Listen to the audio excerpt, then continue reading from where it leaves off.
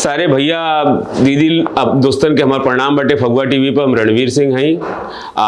ई Phagua TV का podcast series में आज हमनी के संगे जौन कलाकार बाड़ी उ कोनो परिचय का मोहताज नहीं की जे एक साल में 19 गो फिल्म कर सकेला। आज में भोजपुरी का जितना बड़ बड़ स्टार बानो, निरहू जी से लेके खेसारी लाल यादव से लेके मतलब कि चिंटू जी से लेके यश जी से लेके केहू बचल नहीं है। आज केहू ने हमने के 11 बजे ही पॉडकास्ट करत नहीं जब मौका मिलल बाटे मैडम से परिचय लेवे खातिर, आप लोग के इनके जीवन के बारे में कुछ बतावे खातिर। तो सबसे पहले आपके प्रणाम बाटे मैम।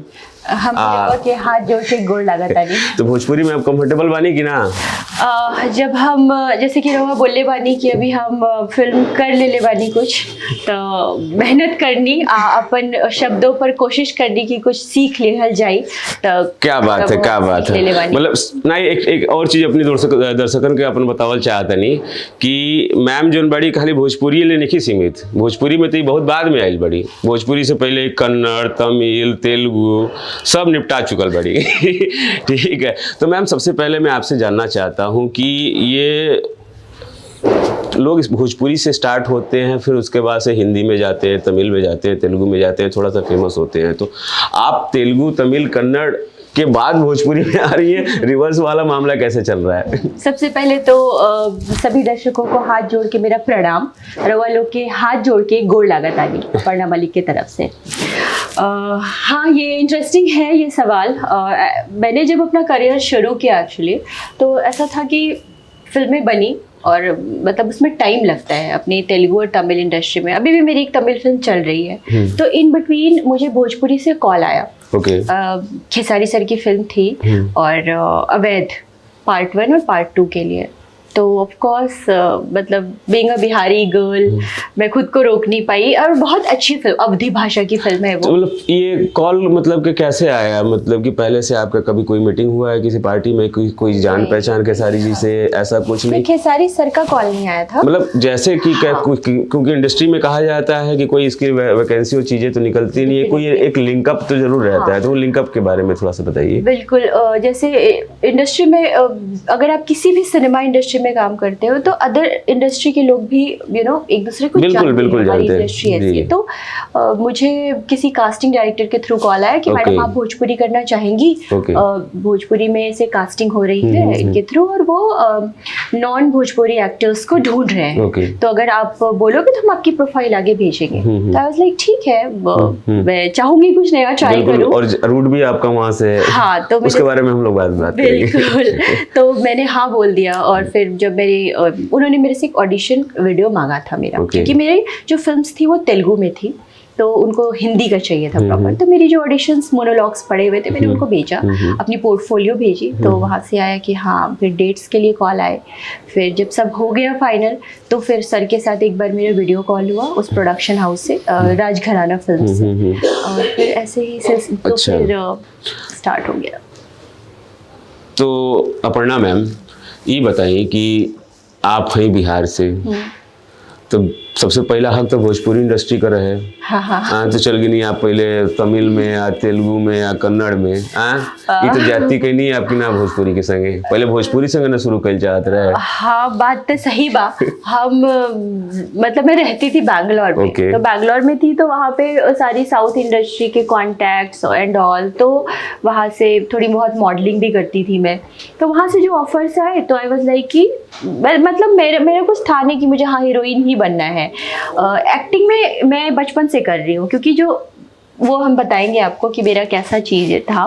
तो इस वजह से मैंने बस शुरुआत कर ली, क्योंकि वो था मेरे पापा का भी था कहीं ना कहीं बनना। यानी करियर आपने अपने एक्टिंग का बैंगलोर से बेसिकली आपने बैंगलोर से शुरू किया। एक ब्यूटी पेजेंट में पार्टिसिपेट किया था मैंने। तो उन्होंने हमें बहुत सारे मोड्स दिए थे कि आपको ये सारी चीज़ें करनी है। तो वो करते करते बहुत सारे, कुकिंग भी करना था, डांसिंग भी करना था, सिंगिंग भी करना था, अपने सोशली लोगों से इंटरेक्ट करके कुछ अवेयरनेस भी करनी थी। तो जो होता है मिस इंडिया, हाँ, वो Mrs. सारे India और कॉम्पिटिशन Mr. अलग अलग India। सेगमेंट्स होते हैं हाँ, उनके। तो वो सब किया मैंने। तो जब मैंने एक्टिंग वाले कैप्शन को टच किया तो आई फेल्ट लाइक कि अरे यार यहाँ पे कुछ कनेक्शन ये है। कनेक्शन है, हाँ, ये सुपरनैचुरल है। हाँ, ये सुपरनैचुरल है और बचपन से भी था वो Okay. जो एक कनेक्टिविटी थी ना, वो फिर ये से मैं जिंदा क्या हो गई। बताऊं। हाँ, वो कभी मरी ही नहीं थी, अच्छा। मतलब पढ़ाई के प्रेशर दबी हुई थी बस। दबाना पड़ा था। तो वो मैंने शुरू किया और बस तो वहाँ से शुरुआत हुई। और मुझे भोजपुरी के बारे में कोई आइडिया नहीं था क्योंकि Okay. मैं मिथिलांचल से हूँ। ओके। और ये पता था कि यार भोजपुरी में वो गाना है, मतलब ऑफ कोर्स लगा वेलू जब लिपस्टिक क्रेजी हो के सुनना एंड ऑल, और भी गाने बजते हैं भोजपुरी के तो एक वाइब होती है अच्छा, भोजपुरी की वाइब बिहारियों बिल्कुल की। रहती है। हाँ, हरियाणा अभी तो में भी भोजपुरी गाना बजेगा। हर जगह भारत के किसी, इनफैक्ट आउट ऑफ इंडिया भी आप चले जाओ तो भोजपुरी के बिना एकदम, पार्टी अधूरी होती बिल्कुल। है। तो ऐसे था। और जब मैंने फिल्म की तो वहां पे किया। पार्टी स्टार्ट होती है ब्लैक पिंक से, 10 बजे के बाद से आ जाता है एमिनेम। हाँ। उसके बाद से 12 बजे के बाद पवन सिंह।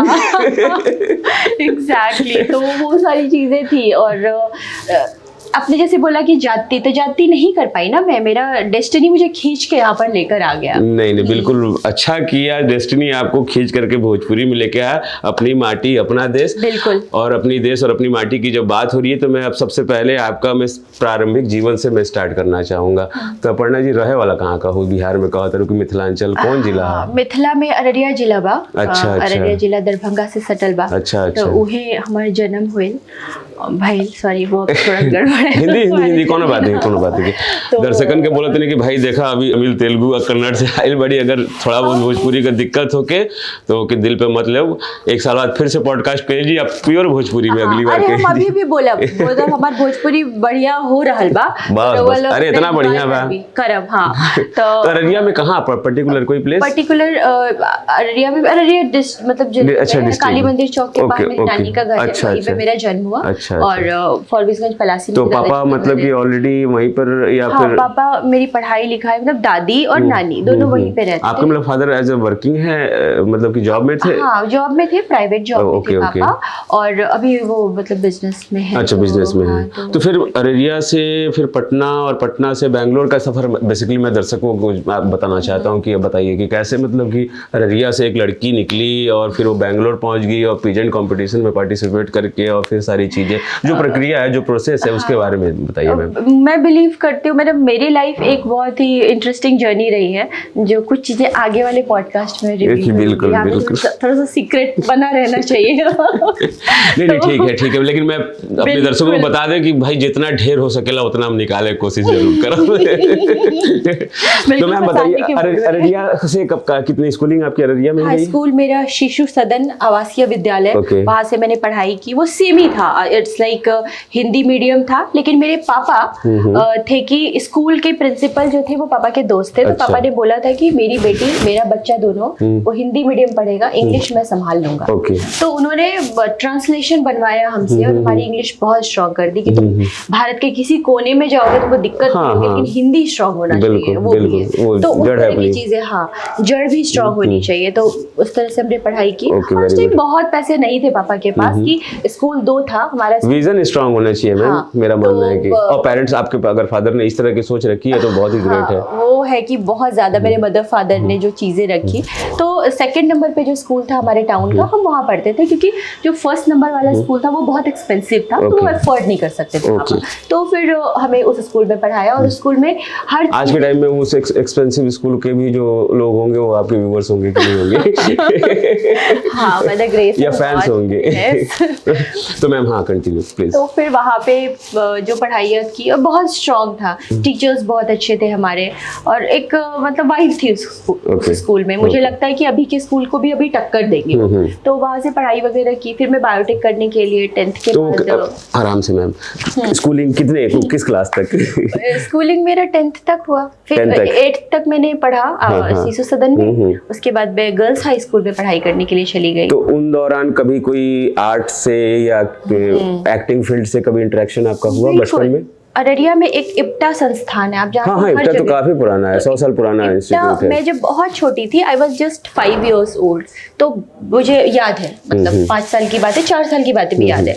तो इप्टा के भैया लोग ना नुक्कड़ नाटक करते थे। बिल्कुल, स्ट्रीट प्ले उनका बहुत फेमस रहता Exactly, है। और बहुत बढ़िया लगता था। मैं एकदम से जाती थी मम्मी के साथ, या मतलब दिख गया तो मैं वहां रुक गई, बस मुझे देखना है, मैं नहीं जाऊंगी घर। तो वो देखती थी। उसके बाद धीरे धीरे जब बड़ी हुई तो हमारे 2-4 भैया थे जो कुछ तबला वादक थे, कुछ सिंगर्स थे, तो वो चीजें बहुत अट्रैक्ट करती थी मुझे। मतलब आर्ट फील्ड आपको हमेशा से शुरू बहुत। से? छठी क्लास में जब थी तो हमारे स्कूल में ना हमारे जो टीचर्स थे सब थिएटर एक्टर थे। ओके। बहुत सारे, कुछ इप्टा के भैया लोग जो टीचर भी थे हमारे अच्छा, स्कूल में। अच्छा। पेंटर्स थे, तो कला बहुत ज्यादा थी।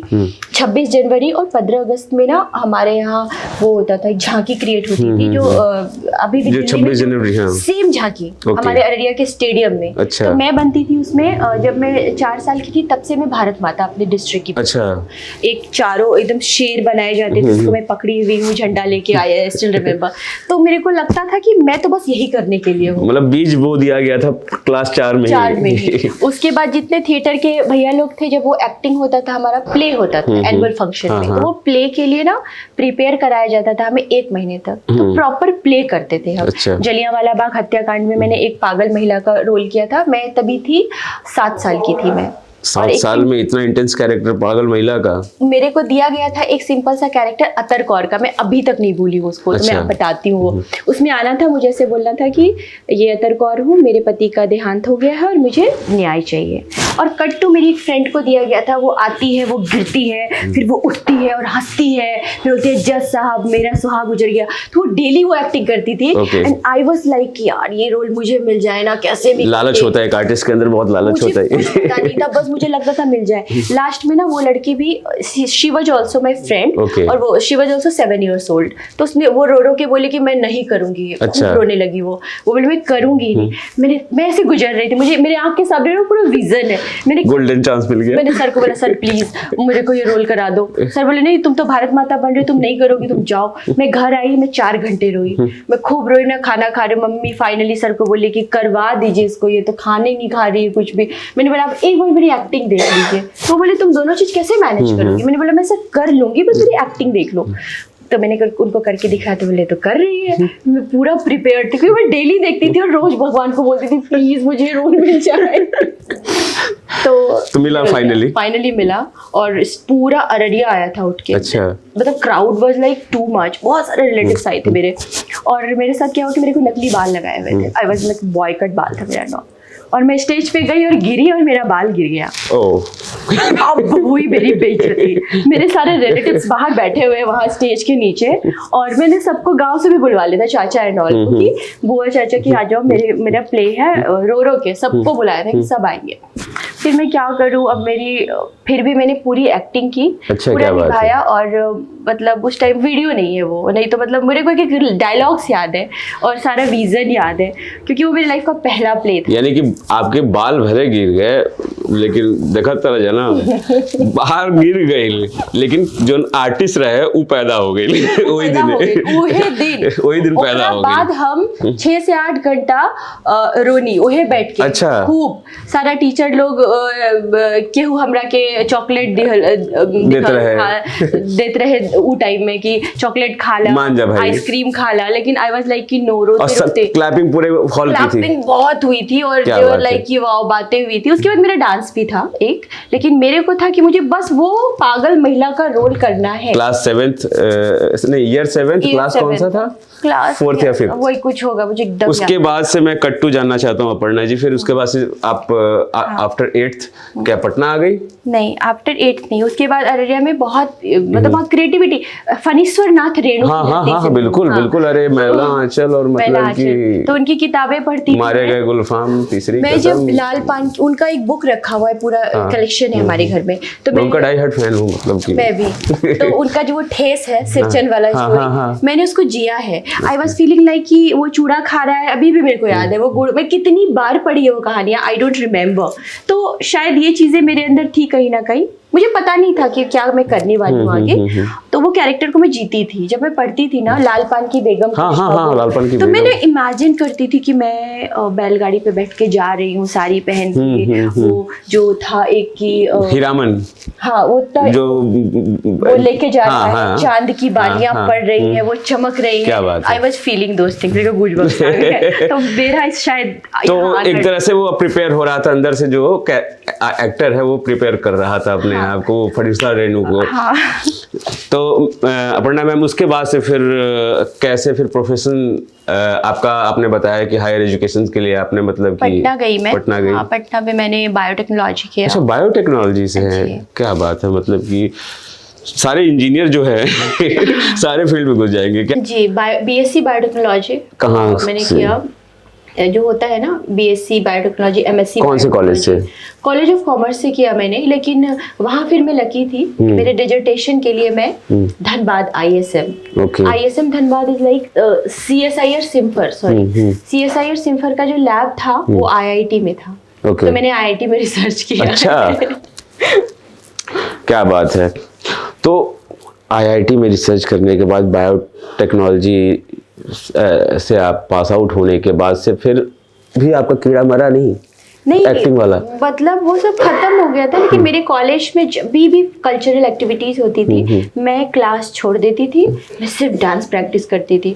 डांस प्रैक्टिस करना है मुझे। और कभी कभी तो मेरी एक मैम थी, अगर अंशु मैम ये पॉडकास्ट देखेंगी तो बिल्कुल अंशु मैम देखिए, तुम्हारे स्टूडेंट भाई प्रोफेसर, शी वाज लाइक कि जब तुम्हें रिहर्सल्स करने होते तो फिर तुम आ जाती हो, और क्लासेस बंक करके मैं रिहर्सल्स करती थी। तो इस तरह की चीजें, सारे सीनियर्स जूनियर्स उनको हमारे स्टेप्स याद रहते थे, डोला रे डोला, और ये एक एक स्टेप यार बोर कर दिया है, कितना प्रैक्टिस करोगे। I was like no, it should look so perfect, dance में एक एक स्टेप सो परफेक्ट। तो इस तरह की चीजें होती है। नहीं, वैसे भी कहा जाता है कि कला जब रूह में और आत्मा में घुस जाती है ना, तो फिर वो इंसान अपने बस में रहता नहीं है।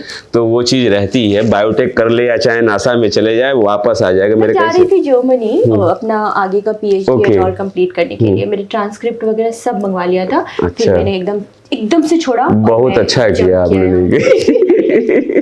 अभी मेरा पढ़ने लिखने का कोई मूड नहीं है। नहीं, बहुत अच्छा कि इतने हमारे दर्शक, इतने आपके फैन हैं। ठीक है ना, बहुत अच्छा कि जर्मनी नहीं गई, जर्मन से खुश होते हैं हम लोग यहाँ पर झेलते हैं। अच्छा कि आप आ गई, आपके साथ मैं पॉडकास्ट कर रहा हूँ, काफी मजा आ रहा है। तो मैम उसके बाद से फिर बैंगलोर जाना कैसा हुआ आपका? फिर हुआ कुछ ऐसा हुआ, मतलब वाकया कि मैं बैंगलोर पहुंच गई। कैसा वो वाकया? मतलब ऐसे नहीं भागने दूंगा मतलब हाँ, वहाँ बैंगलोर पहुंचने के लिए मैं गई थी एक्चुअली सेंट्रल सिल्क बोर्ड में ये देने के लिए, अपना एक इंटरव्यू देने के लिए। तो वहाँ पे मेरा सिलेक्शन हुआ नहीं।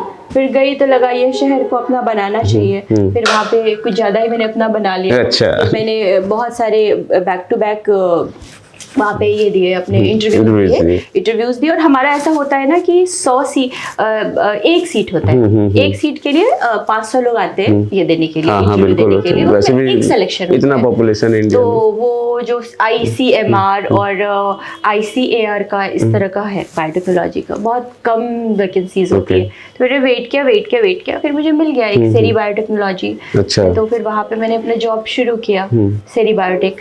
तो जॉब करते हुए 9 to 6 आना जाना, ऑफिस घर, उसके बीच में कैसे पेजेंट वाला फिर मामला कैसे स्टार्ट हो गया? मेरे एक फ्रेंड ने, मतलब मेरे एक रिलेटिव, मतलब ही इज माय, मतलब वेरी गुड फ्रेंड, तो उसने भर दिया था फॉर्म, एक मिस्टर मिस और मिसेज इंडिया का था। तो वो ग्रीस में होने वाला था। आई वाज लाइक कि हमारे सोसाइटी में कुछ लोगों ने किया था, तो मुझे वो बहुत अट्रैक्ट करता था। तो आई वाज लाइक अरे मैं भी करूँगी। फिर मैं उनसे बात की, तो शी वाज लाइक कि कर लो, और उनसे पूछा और फिर उन्होंने बोला अच्छा है कर लो। तो मैंने अप्लाई किया, फिर सेलेक्ट हो गई, फिर ऑडिशंस हुए, बैंगलोर में ऑडिशंस दिए, उसमें भी सेलेक्ट हो गई।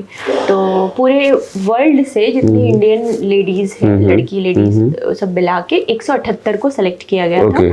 और फिर वहाँ से सिलसिला चालू हो गया हमारा। तो उसके बाद से फिर आप पेजेंट करने के बाद उसमें एक्टिंग का जो पोर्शन था उसको आपने स्टार्ट किया। टिकटॉक का भी टाइम था, तो टिकटॉक में शॉर्ट्स जो बनते थे, हाँ, तो मेरे को उतना मजा नहीं आता था वो।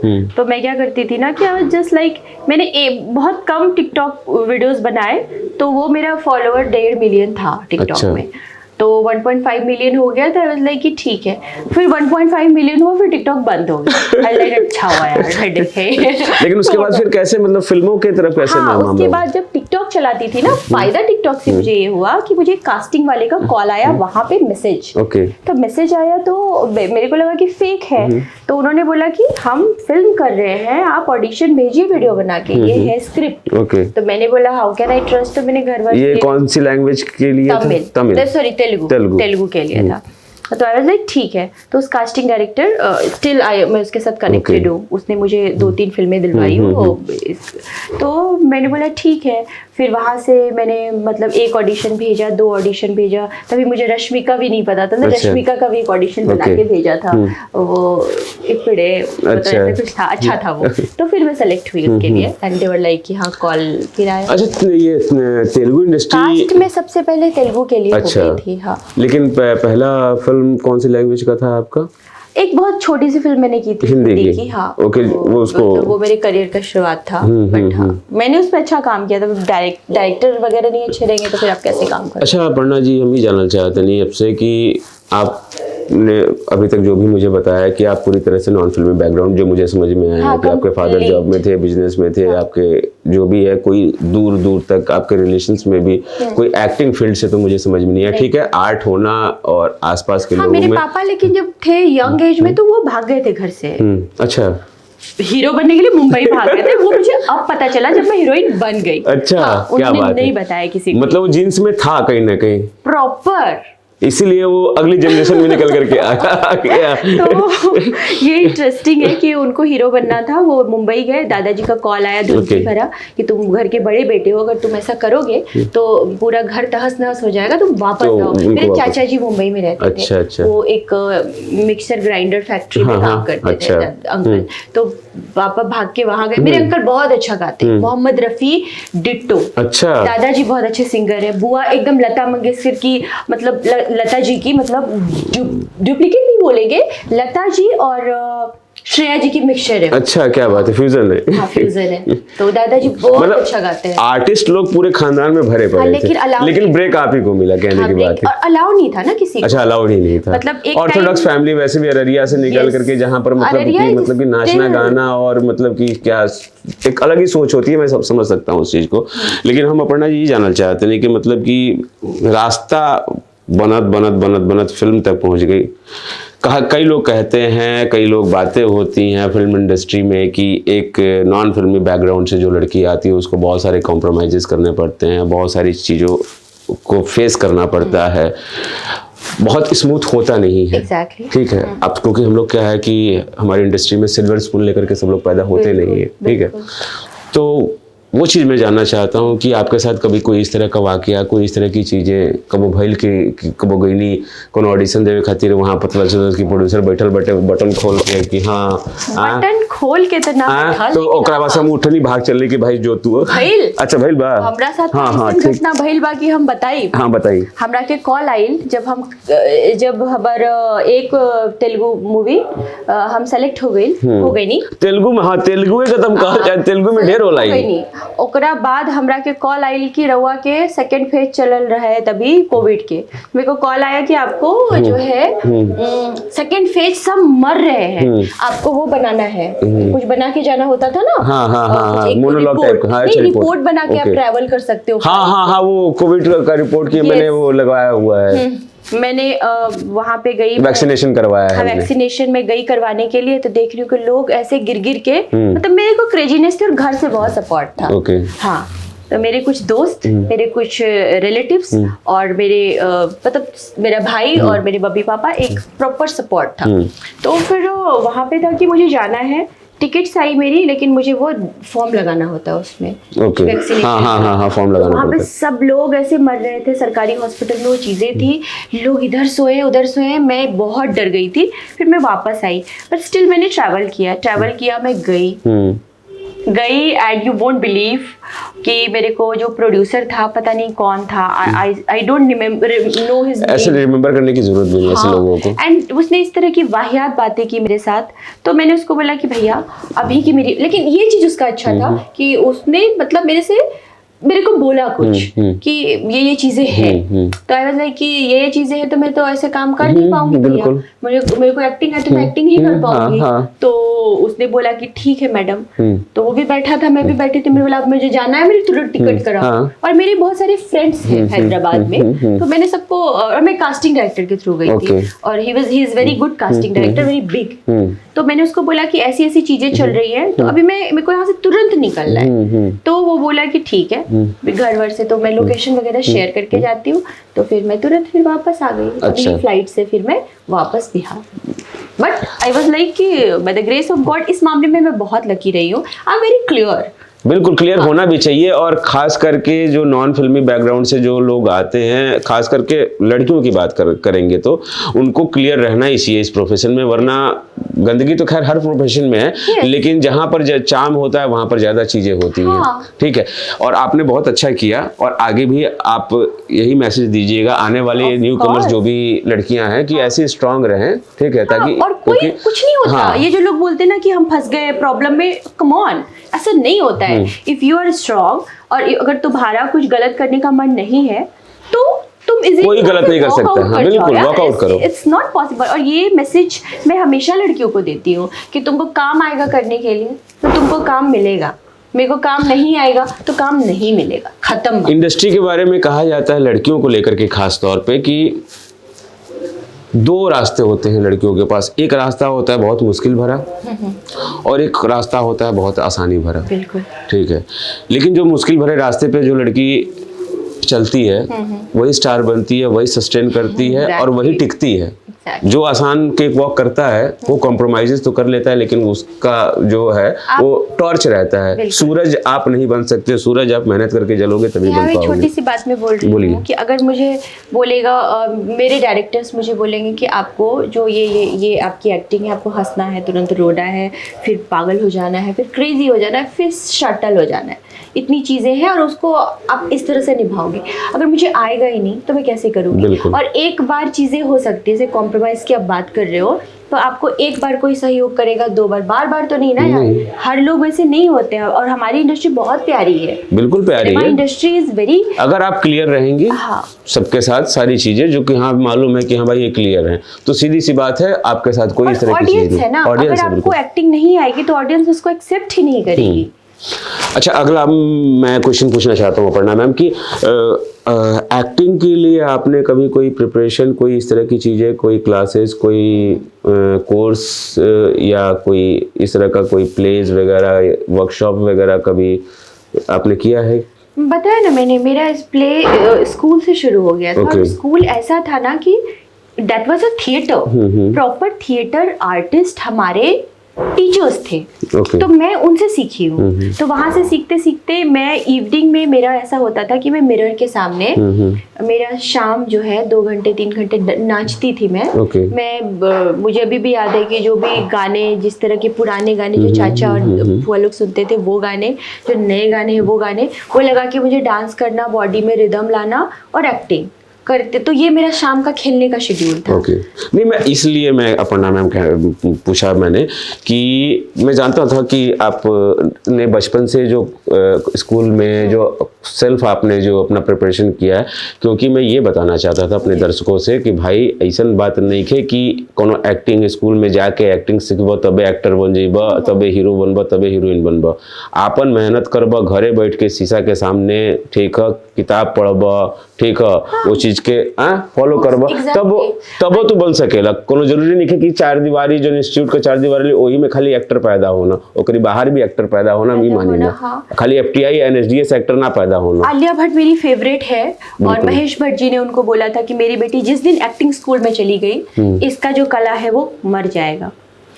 मैं जाने वाली थी एक्चुअली एक्टिंग स्कूल। अच्छा। फिर मुझे लगा कि मुझे लगता है कि मैं सीखूंगी, एक फ्रेम में बन जाती है। हाँ, एक फ्रेम में बन जाऊंगी, और बहुत सारी चीजें, मैंने बहुत सारे थिएटर एक्टर्स के भी साथ काम किया है।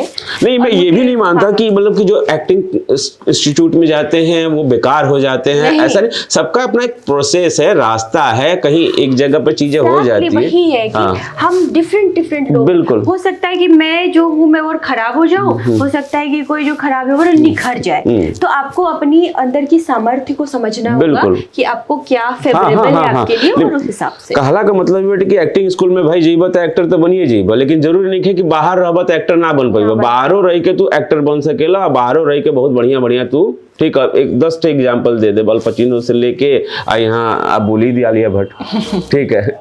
तो यही मैं कहना चाहता अपने, बाकी मैं अगला कंटिन्यू करता हूँ। तो उसके बाद से हम लोग वापस आ जाते हैं भोजपुरी में। तो खेसारी लाल यादव जी के साथ काम करके आपको कैसा लगा? पहला बहुत बढ़िया। और मैंने एक्चुअली मैं हमेशा बोलती हूँ कि मेरा शुरुआत बहुत अच्छा रहा है। सारे जो हमारे सुपरस्टार्स हैं और जो डेडिकेटेड एक्टर्स हैं उनके साथ मैंने अपनी शुरुआत की जीवन के भोजपुरी के चीज़ों की। तो पहली फिल्म मेरी रितेश जी के साथ थी, बहुत ही अच्छा रहा। और खेसारी सर के बारे में आपने पूछा तो उनके साथ, रितेश भाई के साथ तो जो अभी भी करंट में आप मूवी कर रही हैं उसके बारे में तो हम लोग आएंगे। बिल्कुल हाँ। तो खेसारी जी के साथ आपका कैसा एक्सपीरियंस रहा? कि मेरा बहुत अच्छा रहा। कैसन एक्टर लगना हो तो? अरे वो तो बहुत अच्छा एक्टर बनी। हाँ, एक सेट पर कैसन माहौल रहा है? बढ़िया माहौल रहता रहे। और एक इंथू के साथ दिन के इना न रहे कि स्टारडम वाला मामला है कि न्यू कमर है जोड़ चलो होने बैठा कोना में। हाँ ना ना ना, he was very accepting, मतलब he was like so good to me. Okay, because if he was so good to me तो मैं यही बोलूंगी कि अच्छा। दूसरा ये पहला मैंने इसके पीछे रीजन भी, हमने जो पहला सीन सर के साथ रिहर्सल किया था, ऐसे सीन रिहर्सल कर रहे थे, मैं थी, सर थे और 2 एक्टर्स थे। तो जब पहले ही आंखों में आंखें डाल के हमने रिहर्सल किया तो उन्होंने बोला वाह अच्छा हो गया, मतलब करेगी अच्छा। तो मैं नर्वस थी यार, वो तो हो जाता है थोड़ा सा क्योंकि हमारे सीनियर्स है, बट उन्होंने फिर बोल दिया तो बस ठीक है। उसके बाद से रितेश पांडे जी, उनके साथ कैसा रहा? दूसरी फिल्म आपने? पहली फिल्म रितेश जी के साथ शूट हुई, कास्ट में हुई थी। कास्ट में हुई थी। तो रितेश पांडे सर के साथ में आप बताइए एक्सपीरियंस कैसा? फैबुलस, फैंटास्टिक को-एक्टर, फैंटास्टिक पर्सन और बहुत ही सहज है। अभी जो फिलहाल आप फिल्म कर रही है गांठ, उसके बारे में भी कुछ बताइए कि अभी ये फिल्म कैसी है, क्या इसका कहानी है, क्या एक्सपीरियंस चल रहा है और क्या एक्सपेक्टेशन है इस फिल्म को लेकर के?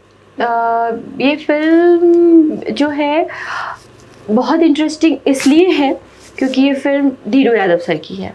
और वो जो एक डायरेक्टर है, उनकी 2 फिल्मों के बारे में मैंने बहुत सुना था, एक तो कटान और एक जया। कटान तो शायद इसमें जागरण फिल्म फेस्टिवल वगैरह में भी जया हाँ। तो जब मैंने जया का ट्रेलर देखा था तो आई वाज लाइक यार सही है, ऐसी फिल्में मतलब मशान वाली फीलिंग आती है फ्रैंकली स्पीकिंग। उसके बाद जया कटान का भी था कि थोड़ा सा एक पीरियड, मतलब पीरियड नहीं बोलेंगे, एक बहुत ही सरल और एक बहुत डिफरेंट हिंदी मूवी टाइप उन्होंने कुछ बनाया क्रिएटिव। तो मेरे लिए प्रिविलेज था उनके साथ काम करना। तो मुझे जब इस फिल्म के लिए कॉल आया तो जो हमारे भोजपुरी फिल्म के रवि पंडित सर हैं, जो डायरेक्टर भी हैं और एक्टर भी हैं, तो उन्होंने मुझे मैसेज किया कि आप करेंगी, तो I of course I will do it. Dheeru Yadav sir का नाम था। उसके बाद I was very excited. Film के बारे में कुछ बताइए। फिर जो फिल्म की स्टोरी सबसे इम्पोर्टेंट होती है, वो जब नरेट की गई मुझे तो आई was like oh my God super, जो कि मैं डिस्क्लोज तो नहीं कर पाऊंगी। आपका कैरेक्टर क्या है? मेरा कैरेक्टर मेन लीड हूँ मैं इसमें, और एक लड़की है, एक लड़की से, एक औरत से, एक बहू से, एक स्ट्रॉन्गनेस से, एक वीकनेस उसकी कैसे, ये सब कुछ है। मतलब एक मसाला है, मतलब एक लड़की बहुत स्ट्रॉन्ग है लेकिन वो टूटती है, फिर संभलती है, फिर और ज़्यादा मजबूत बनती है, फिर बिखर जाती है। तो इस तरह की चीज़ें चलती हैं। कॉमेडी है, हॉरर है, एक्शन है, थ्रिलर है, इमोशनल मूवी है, इमोशनल फिल्म है, इमोशन है। और कॉमेडी, आपको डार्क कॉमेडी देखने को मिल सकती है। अच्छा, डार्क कॉमेडी। हाँ, कॉमेडी बहुत ज्यादा, सटायर बेसिकली। हाँ, सटायर। ओके, और बाकी तो फिल्म बहुत बढ़िया चल रही है। चल रही है। तो अभी कितने दिन का शेड्यूल बचा हुआ है मैम आपका? अभी हमारा और 4-5 दिन का 4-5 दिन का आपका बचा हुआ है। चलिए कट्टू, उसके बाद से कल्लू जी के बारे में बताइए कि कल्लू जी के साथ कैसा रहा एक्सपीरियंस आपका? अच्छा, मेरा एक्चुअली सबके साथ अच्छा रहा, और थोड़ा नोक झोंक तो ऊपर नीचे ऐसे कुछ होता नहीं है, हुआ नहीं, मतलब मजा आया हाँ करने में। दिनेश जी के साथ कैसा रहा? Oh my God, don't tell me. वो था कि मैंने इतना सुना था दिनेश सर के बारे में कि he is a bestest actor, और एक मतलब कहने की कोई बात नहीं है, तो आई वाज लाइक वाओ, मैं बहुत प्रिपेयर्ड थी कि मैं ऐसे, मैं हर सिनेमा में मेरे साथ ये है कि मैं कितना भी फिल्म कर लूँ, कितना भी कुछ कर लूँ, लेकिन हर सिनेमा में जाती हूँ तो मुझे लगता है ये मेरी ज़िंदगी का पहला फिल्म है। एक वही मुझे ऐसा है, मैं दिनेश सर के बारे में कहना चाहता हूँ कि जो एज ए सिंगर आए थे और आज के टाइम में एक तरह से एक बहुत ही बेहतरीन जो एक्टर होता है वो एकदम आज के टाइम में मैं बोलूँगी मज़ा आ गया उनके साथ काम करके। तो पहला ही शॉट हुआ और वो भी मतलब थे, उनको भी तो लगेगा ना कि हम जिसके साथ काम कर रहे हैं वो कैसे होंगे नहीं होंगे, बट कभी कोई प्रॉब्लम नहीं हुई। मैंने पूछा कि सर ठीक था, तो लाइक बहुत बढ़िया था, बहुत बढ़िया कर रहे हो आप। आई वाज लाइक कूल, अब तो अच्छे से करेंगे। और यश जी के साथ oh my God, he is also fantabulous actor, मतलब एक्टर है वो, मतलब एक्टिंग में घुसते हैं, डायरेक्शन में इन्वॉल्व होते हैं, एक्टर तो है ही लाजवाब और क्रिएट करते हैं चीज़ों को। तो मतलब बहुत मजा आया काम करके। तब जब होता है ना, जब आप एक्टर्स के साथ काम करते हो आंखों में आंखें डाल के, तो अंदर से फीलिंग आती है नहीं यार कुछ कर गुजरना है अच्छा, तो ऐसा हुआ। अब आपको मैं फंसाऊंगा। ओके अब बताइए, अगर 1 to 5 आपको रैंकिंग में डालना हो, ठीक है, तो आप कैसे, मैं ओवरऑल की बात कर रहा हूँ, not just about acting only, a total personality, set का माहौल, आपका बेस्ट से वर्स्ट, क्योंकि आपने बताया कि 1 साल 4 महीने 6 महीने के अंदर आपने 19 फिल्में कर ली हैं, तो उसमें से अगर 5 फिल्में और 5 को एक्टर का नाम रखा जाए, बेस्ट टू वर्स्ट, मतलब बेस्ट 1 2 3 4 5, तो कैसे आप उसको कैटेगरी? तो कोई था नहीं, सब लोग बेस्ट है। बिल्कुल। और मैंने आपको क्या बोला अभी कि हर फिल्म मेरे जीवन की पहली फिल्म होती है, तो पिछली फिल्में जो होती है ना वो बहुत अच्छी हो जाती है और फिर वो साइड हो जाती है। तो ये जो नई फिल्म आई मेरे लिए, ये बहुत भागातारी, साइड से भागातारी। अरे ना, हम भाग कर रहलबानी, सही हम लोग के सही कह रहलबानी कि हम ही जितना भी लोगन के साथ काम कर ले बानी, हमरा के बहुत कुछ आवेला, ये अलग बात बा। हम ऐसा ना कहब कि हम सब कुछ इहे सीख ले बानी ना, हम जे ऐनी। अरे भाई तो तमिल तेलुगु कन्नड़ से ब्याह होता, 4 लैंग्वेज पहले ही करके बैठल बैठे। तो हम बहुत बड़ा बड़ा कलाकार के साथ काम कर ले बानी। अजय घोष जी, पुष्पा के लीड विलेन, उनसे बहुत कुछ ओकरा के उ ना बतियाई रहुआ लोगन से, ना हिंदी में बतियाई ना इंग्लिश में बतियाई, वो बात करी तो तेलुगु में ही करी। He is Bengali, okay, but he will never ever talk in Hindi और इंग्लिश और Bengali, he will talk only in Telugu.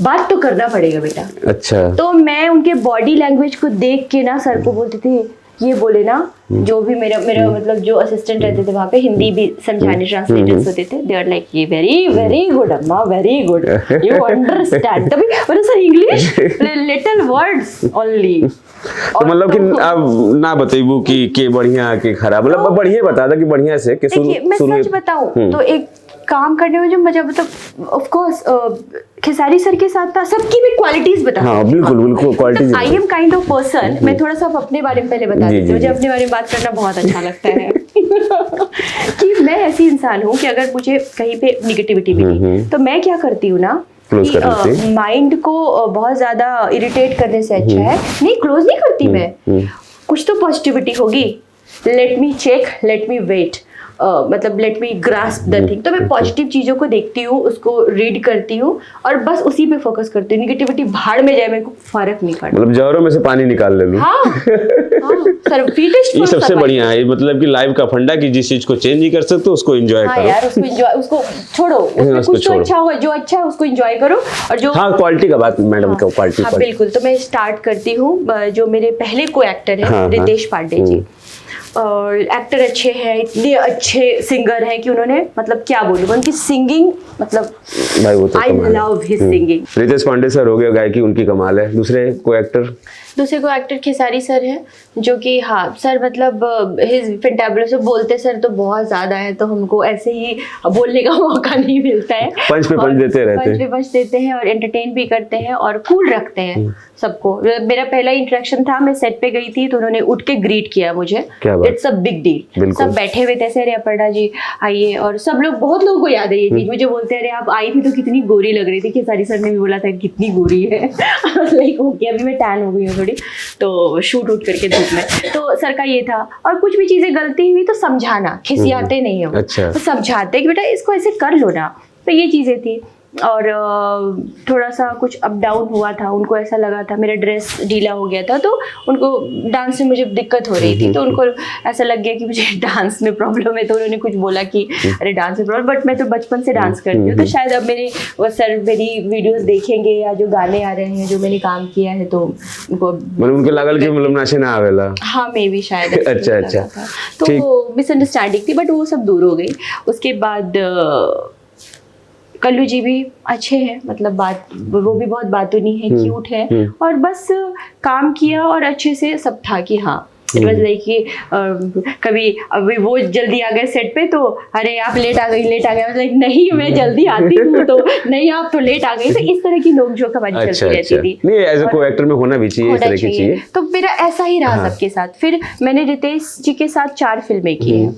अच्छा। मतलब रिपीट मैंने बस रितेश जी को ही किया है। हीरो मतलब उन लोगों ने मुझे जैसे रिपीट हो गया हमारा। तो जो भी हमारी फिल्म रही है वो फैंटास्टिक रही है। और अब 2 फिल्में करने के बाद जब तीसरी फिल्म हमें ऑफर हुई तो एक कोऑर्डिनेशन बहुत अच्छा बच जाता है एक्टर के साथ। तो हमारा जो फिल्म आएगा, तो अभी तक आई नहीं, हमारी कोई फिल्म रिलीज नहीं हुई है, बट अच्छी फिल्में बनी है, तो फटफट हो जाता है कि हाँ ऐसे हो जाएगा। यस भाई के संगे ओह माय गॉड बहुत बढ़िया। यस सर इज लाइक, जब मैंने यस सर की, हाँ यस सर इज लाइक ना, वो थोड़ी डिफरेंट एक्टर है। जब मैं यस सर के साथ फिल्म कर रही थी, तो मेरे को ये फीलिंग आ रही थी कि थोड़ा सा साउथ वाला। अच्छा। हाँ ये साउथ वाला था कि उनकी क्रिएटिविटी थोड़ी डिफरेंट है, तो कुछ अलग करना चाहते हैं, कुछ अलग करेंगे, तो बस ऐसा था। क्योंकि उन्होंने अपनी प्रीवियस फिल्मों की भी कुछ मुझे उतना नहीं पता है। सारे स्टार के साथ आपने कर लिया। हाँ।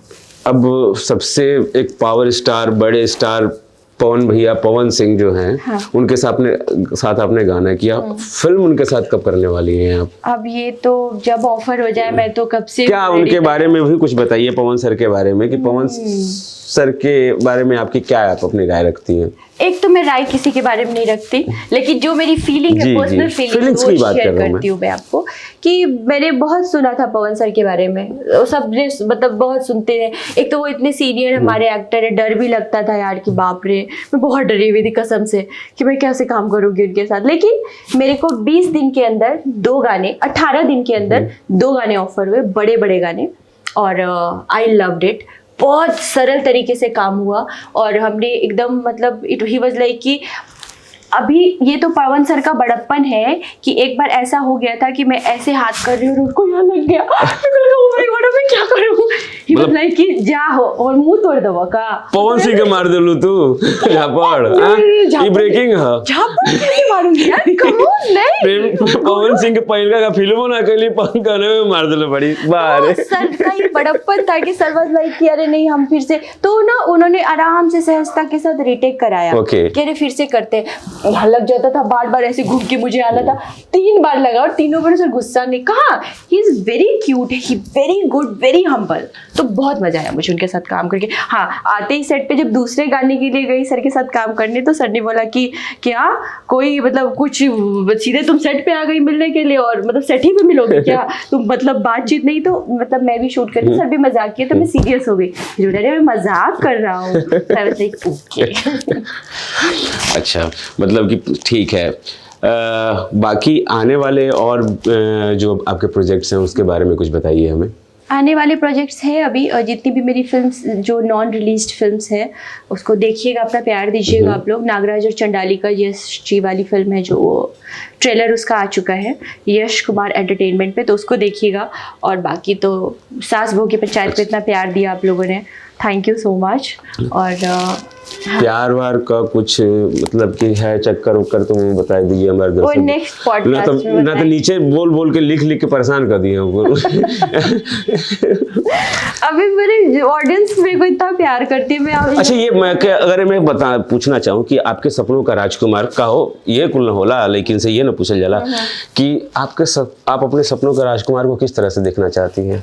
मेरा सपनों का राजकुमार ना, सबसे पहले तो बहुत अंडरस्टैंडिंग होना चाहिए। बिल्कुल। वो बहुत ही ज़्यादा रिस्पेक्ट देना चाहिए उसको, यहाँ से नहीं, यहाँ से रिस्पेक्ट होना चाहिए उसको, सिर्फ लड़कियों के लिए नहीं, सिर्फ औरतों के लिए नहीं भाई, रिस्पेक्ट मतलब एक ओवरऑल ह्यूमन बींग्स के लिए उसको रिस्पेक्ट होना चाहिए यहाँ पे, ये दिखाने के लिए नहीं। बहुत लोगों को मैंने देखा है कि आप जुबान से कुछ और बोलते हो और अंदर जो कुछ और रखते हो, तो वो नहीं चाहिए। बस इतना रहे, थोड़ा लंबा रहे और बहुत गोरा नहीं चाहिए मुझे। हाँ मतलब एक्टिंग फील्ड से चाहिए, नॉन एक्टिंग? नॉन एक्टिंग, बिल्कुल non acting. Of course. Okay, समझा तेरा भैया, जरूरी नहीं है कि एक्टर ही रह तू, ठीक है? नॉन एक्टिंग खातिर स्कोप बाटे, ठीक है? मेहनत करा जाता उन लोग। हाइट नहीं है कम तो खींचा उचा जा, हाइट बढ़ावा जाए अपन। तो दिल से अच्छा होना चाहिए, दिल से अच्छा होना चाहिए, दिल से। हाँ, दिल से भाई बहुत जरूरी बेटे, दिल से बहुत साफ रहे के चाहिए अगर लड़की का दिल जीते के बेटे तब।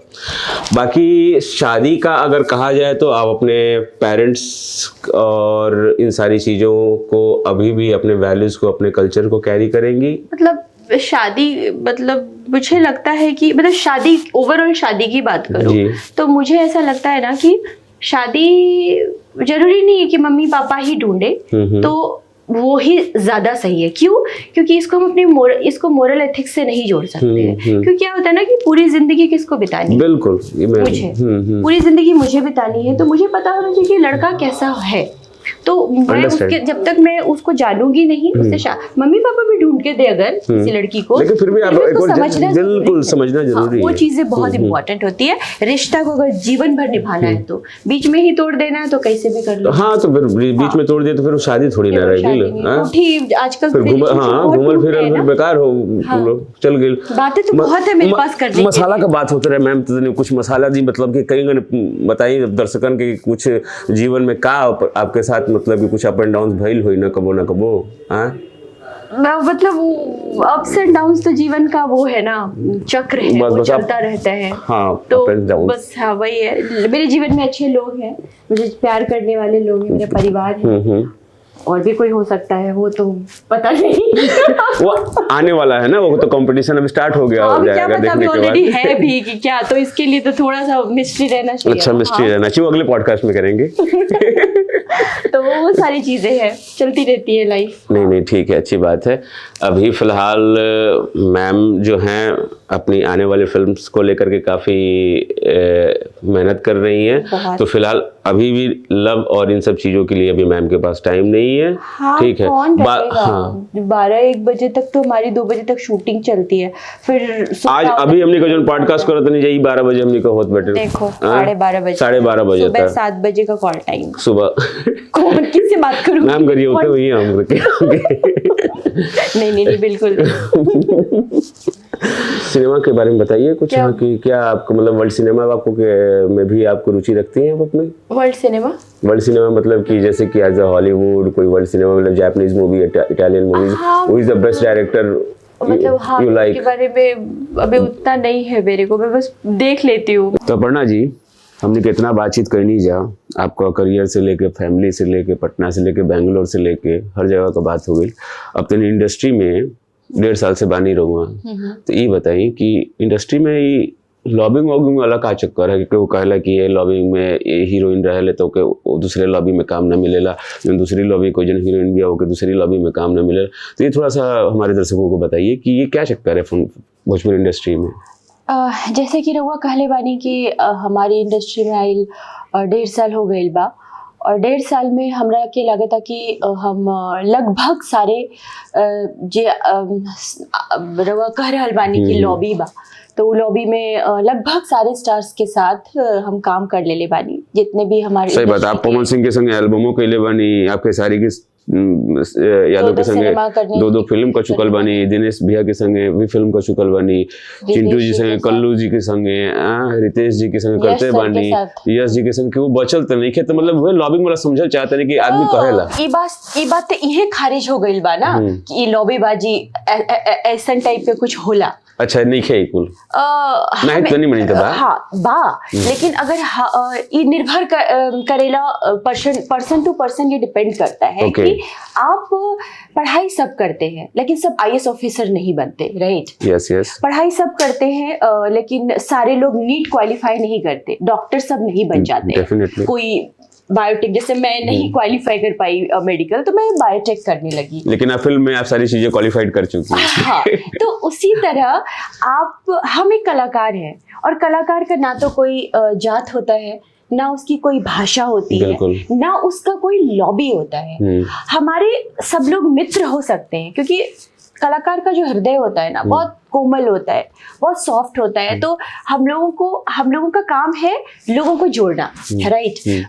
क्योंकि हमारी फिल्में देख के, हमारे गाने देख के लोग इमोशनली कनेक्ट होते हैं, और किसी को प्यार कहा भी जाता है कि film is a mirror of our society. Yes, कितने लोगों को गाने सुन के प्यार होता है कि कोई लड़का लड़की बैठा है, गाना बजा दो, फिर धीरे धीरे वो चीजें डेवलप हो जाती है। exactly. तो हमारा काम है प्यार बिखेरना।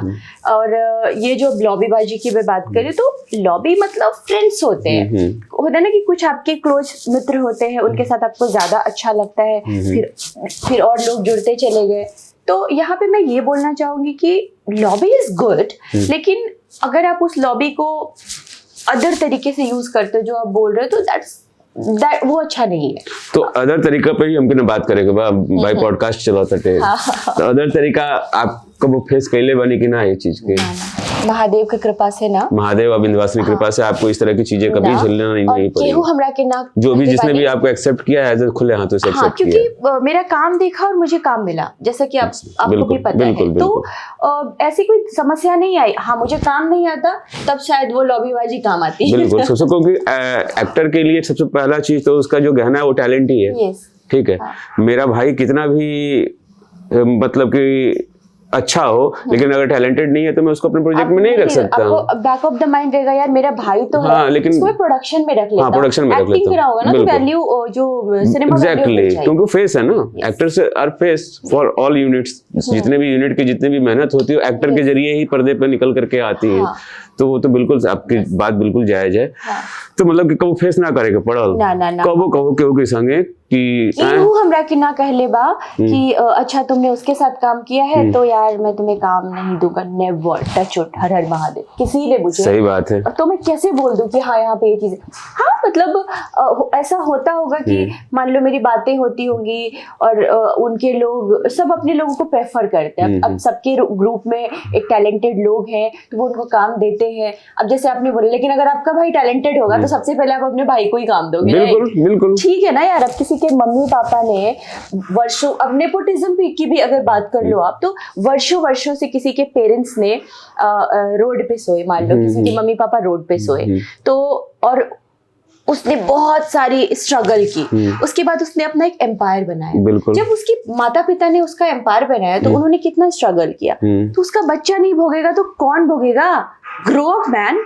बिल्कुल है जी। तो अगर वहां भी फिर बात आएगी अगर काम करने की, तो मुझे लगता है कि अगर उसका बच्चा भी टैलेंटेड है, अमिताभ बच्चन जी, बट पहला प्रायोरिटी तो मैम टैलेंट ही है, को होना चाहिए। अगर लेकिन उसके घर में टैलेंट, अगर आलिया भट्ट टैलेंटेड है तो ठीक है ना, महेश भट्ट पहले उसको काम देगी, एकदम और अगर उसमें दम होगा तो ऑडियंस उसको आगे बढ़ाएगी, नहीं होगा तो कोई नहीं बढ़ा सकता, कोई हेल्प नहीं कर सकता। नहीं ठीक है, लेकिन आलिया भट्ट के लिए तो महेश भट्ट थे, आपके लिए तो कोई नहीं था। लेकिन फिर भी आपके टैलेंट की वजह से आपने जगह बनाई, स्पेस बनाया, और आपने 1.5 साल के अंदर 19-20 फिल्में आप कर करके बैठी हुई हैं। मतलब कि लोग सोचते हैं कि साल भर में मुझे 1-2 फिल्में मिल जाए तो अपने आप को मानता है कि चलो I am working, and right now you are just done 19 movies in Bhojpuri industry. हाँ, अभी तक ना ऐसा?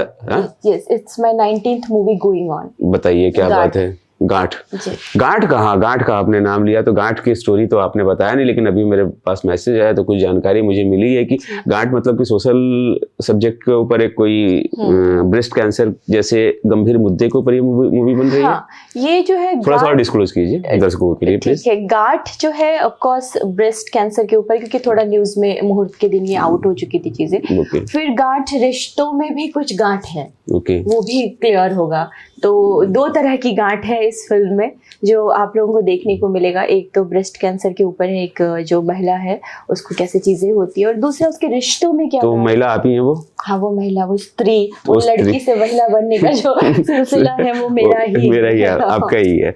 तो मतलब कि वो स्त्री जो है इस फिल्म में, वो कैरेक्टर मतलब कि इससे ब्रेस्ट कैंसर जैसे गंभीर बीमारी से वापस निकल करके नॉर्मल लाइफ में आ पाता है कि, या फिर ये देखने के लिए तो आपको सिनेमा घर में जाके हमारी फिल्म जो है गांठ, जिसके की निर्माता है डायरेक्टर है धीरू यादव सर, बहुत ही टैलेंटेड डायरेक्टर हैं। बहुत ज़्यादा, और एक बहुत ही सुलझी हुई टीम है उनकी डायरेक्शन टीम, और जो हमारे को एक्टर्स हैं रितेश पांडे जी, सुपरस्टार रितेश पांडे जी, संजय पांडे सर, और भी different Sanjay Pandey is also a pillar, is a pillar, is like क्या बोलूं, he's my senior, they all are like मेरा मानना है कि मतलब कि ऐसे अगर मजे हुए कैरेक्टर आर्टिस्ट रहते हैं तो चलो हीरो हीरोइन तो they are roof of the house, but जो मेन पिलर्स होते हैं इस तरह के कैरेक्टर आर्टिस्ट अगर आ जाते हैं तो फिल्म अपने आप इनहेंस हो जाती है। हमारी जो पहली ही सीन हुई थी तो ऑफ कोर्स मैं सर के साथ, संजय सर के साथ पहली बार इस फिल्म में काम कर रही, पहली बार उनके साथ मेरा स्क्रीन शेयर था,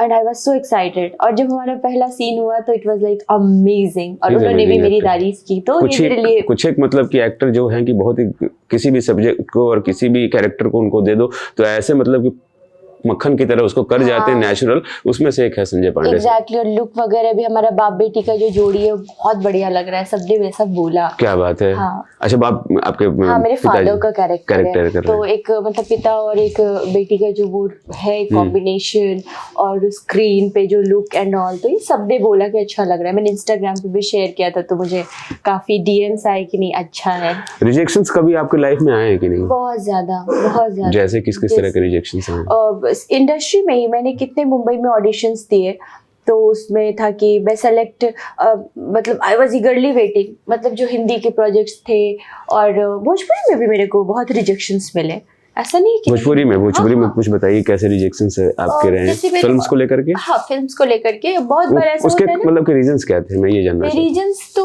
आई डोंट नो, लाइक मुझे कॉल्स आए 2-3 फिल्मों के लिए, आई was like I got selected, मेरा अकाउंट डिटेल्स वगैरह सब मांगा गया, फिर all of a sudden I was like, फिर मैं फॉलो अप करने के लिए कॉल किया, तो आई वाज लाइक कि नो, मतलब कुछ है तो आप, मैडम सॉरी। कुछ किसी मूवीज का, इस तरह की मूवीज का जो रिलीज हो चुकी है, ऐसे नाम ले सकती हैं?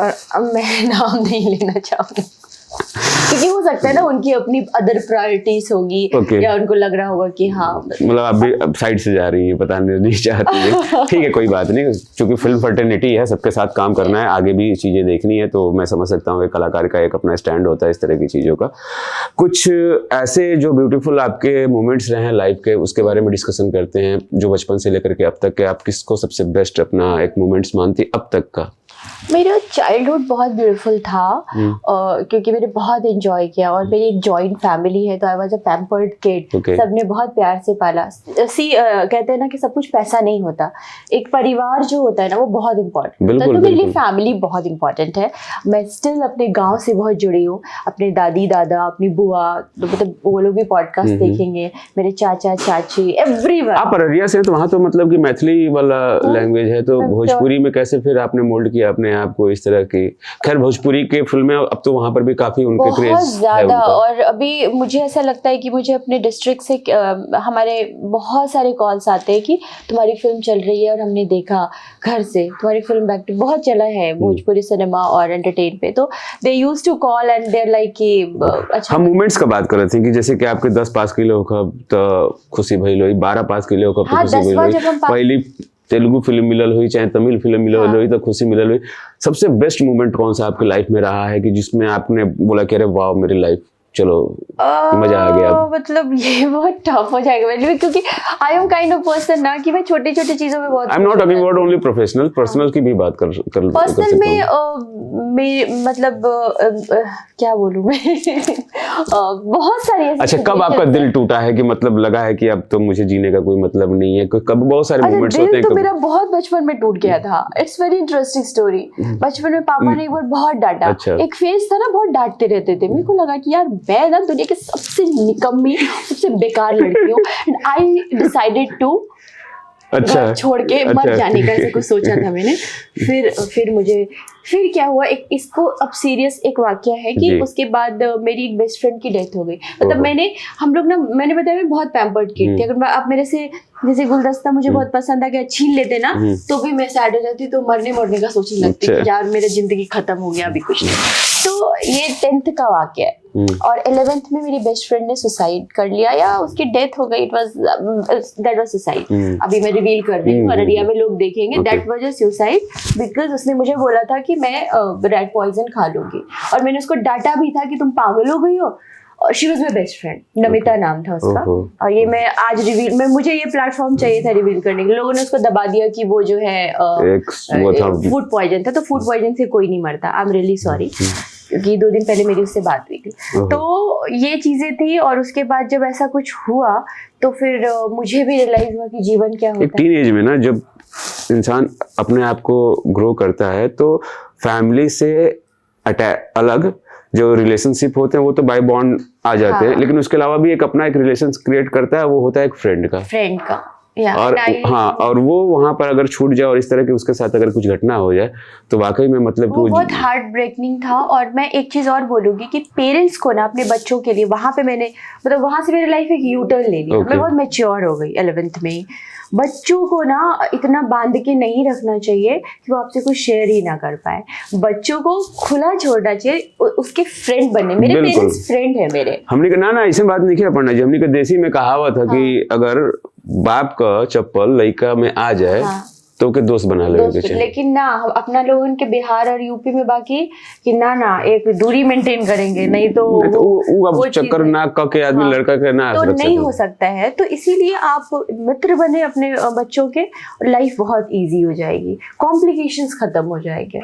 और वो मित्रता ना मुझे लगता है स्टैंडर्ड 8 से बच्चों में 7th 8th से शुरू, क्योंकि वही टीनेज स्टार्ट होता है। बहुत ज्यादा इंपॉर्टेंट टाइम होता है। लोग क्या करते हैं ना कि जब बच्चे 12th पास आउट हो जाते हैं तो फिर लगता है अब मेरा बच्चा, नो 7th क्लास से लेकर 12th क्लास बहुत इंपॉर्टेंट। तो वही मेन इंपॉर्टेंट डेट होता है, टाइम्स होते हैं। नहीं ये चीज बहुत अच्छा, दर्शकों को जो भी सुन रहे होंगे उस चीज को आप लोग देखिएगा। अपने पेरेंट्स अगर हैं तो पेरेंट्स प्लीज अपने बच्चों को देखिएगा, क्योंकि जो मेरे ख्याल से 16 से लेकर के 21 की एज होती है वही एज होती है। वही एज सबसे ज्यादा उनको देखने की, मॉनिटर करने की एज होती है। उसके बाद से जहाँ उनके अंदर एक मैच्योरिटी आ गई है तो फिर आप उसको दूर से सुपरविजन भी करेंगे तो कोई प्रॉब्लम नहीं। बच्चों को भी चाहिए, बिल्कुल बच्चों को भी चाहिए, अपनी हर चीज शेयर करें। कुछ शेयर करती हूँ बचपन से, मार पड़े जूते पड़े जो हो, लेकिन मैं मम्मी को सब बता देती हूँ। आपके सिबलिंग्स कितने हैं? बस एक भाई है मेरा, और एक उसके साथ कैसा रिलेशनशिप है? बहुत बढ़िया, मारपीट बहुत ज्यादा। छोटा है? हाँ मतलब इतनी गंदी वाली। तो क्या उसको भी आप ऐसे मतलब पेरेंट्स के साथ मिलकर प्रैंक करते हो क्या कि इसको डस्टबिन से लाया गया है? हाँ लेकिन उसको कोई फर्क नहीं, अच्छा फर्क नहीं पड़ता है। मारपीट होती है हमारी, अभी थोड़ा कम गया, लेकिन हम लोग ऐसा दुश्मनी है ना कि आई वी फील लाइक कि उसकी बातें, उसी की बातें चुभती है मुझे सबसे ज्यादा, और उसको मेरी बातें। तो मेरे पेरेंट्स आर लाइक कि तुम उसको ज्यादा बांधते हो, और वो बोलता है कि दीदी को ज्यादा बांधते हो, तो उसको कुछ नहीं कर सकते। आने वाली कौन कौन सी फिल्में आपकी पाइपलाइन में है? पाइपलाइन में कुछ फिल्मों पे भी बातें चल रही हैं। अभी तेलुगु की 2-3 प्रोजेक्ट्स रिलीज होने वाली हैं, तेलुगु, एक तमिल और भोजपुरी की तमिल। तो भोजपुरी के साथ साथ अपना वो तमिल और तेलुगु की जो भी फिल्में हैं उनको भी आप कैरी ऑन रखना चाहेंगी आने वाले टाइम में? निर्भर करता है। एक्चुअली बीच में मुझे ऑफर्स आए थे, बट ये बिजी शेड्यूल के कारण मैं उधर ध्यान। अगर हिंदी के कुछ वेब सीरीज या फिल्मों के अगर ऑफर्स आते हैं तो उनके लिए भी आपके लिए मतलब कि एक्सेप्टेड है? Definitely I would love to do that. और लैंग्वेज मैटर नहीं करता है, आपको अपना काम करना है। भाषा भोजपुरी से एक खास जुड़ाव है, एक लगाव हो गया है, क्योंकि बहुत कुछ दिया है मुझे भोजपुरी ने। तो उसके लिए तहे दिल से शुक्रिया दर्शकों का भी कि आप लोगों ने मेरी 2-3 फिल्मों को इतना प्यार दिया कि गाँव में मैं जहाँ जाती हूँ सब उस फिल्मों की ही बातें करते हैं, तो इट मीन्स अ लॉट। तो भैया लोग, ये रानी अपर्णा मलिक जी, ठीक है, हमने का गांठ की फिल्म का शूटिंग चला था, वहाँ हमने का मुलाकात भइला, और अगले पॉडकास्ट में फिर किसी कलाकार के साथ मिलेंगे हम लोग। तब तक के लिए बहुत बहुत thank you ma'am, thank you so much. और बहुत सारा प्यार और आशीर्वाद बनाए रखिए अपर्णा मलिक पर, और इस पॉडकास्ट को देख के एकदम बम हो जाइए। Thank you.